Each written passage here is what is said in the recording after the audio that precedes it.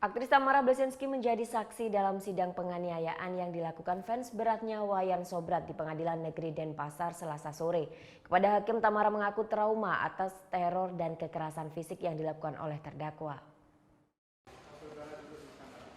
Pengadilan Negeri Denpasar Selasa sore menggelar sidang kasus penganiayaan aktris Tamara Bleszynsky dengan terdakwa Wayan Sobrat.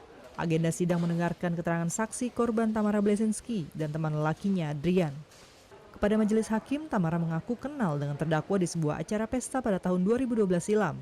Sobrat mengaku sebagai fans berat Tamara. Setelah perkenalan tersebut, Sobrat sering meneror Tamara yang 4 tahun terakhir tinggal di kawasan Eco Beach, Canggu. Puncaknya pada tanggal 14 April lalu saat Tamara sedang berboncengan sepeda motor bersama temannya Adrian di Jalan Sematibu Beneng. Tiba-tiba dipepet dan dijambak rambutnya oleh terdakwa. Pada saat itu saya sangat ketakutan karena saya takut dia pakai pisau atau apa dengan dia berdua dengan temannya.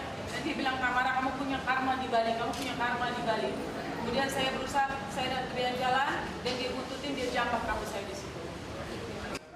Tamara mengaku tidak mengetahui latar belakang teror yang dilakukan Sobrat kepadanya.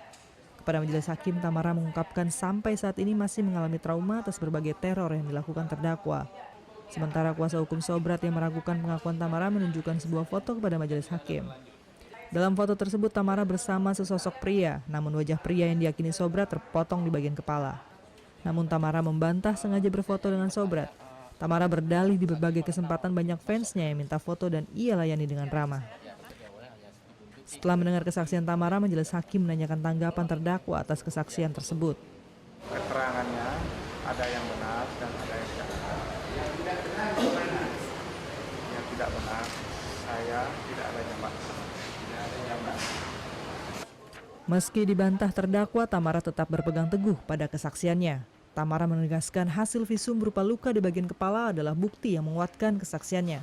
Ya, saya sudah menjelaskan yang sebenarnya apa yang terjadi dan saya harap ya pelakunya sadar dan dihukum memang sesuai dengan hukum yang berlaku supaya tidak mengulangi lagi perbuatannya terhadap saya ataupun siapapun. Dalam sidang sebelumnya, jaksa penuntut umum mendakwa Wayan Sobrat dengan pasal 351 ayat 1 tentang penganiayaan yang ancaman hukumannya 2 tahun penjara. Aktris sinetron dan film Tamara Bleszynsky melaporkan tindak kekerasan yang dilakukan Wayan Sobrat ke Polsek Kuta Utara 14 April lalu. Setelah alat bukti cukup, penyidik Polsek Kuta Utara akhirnya menetapkan Sobrat sebagai tersangka. Namun karena ancaman hukuman di bawah 5 tahun, Wayan Sobrat tidak ditahan. Muhammad Hasanuddin melaporkan untuk NET.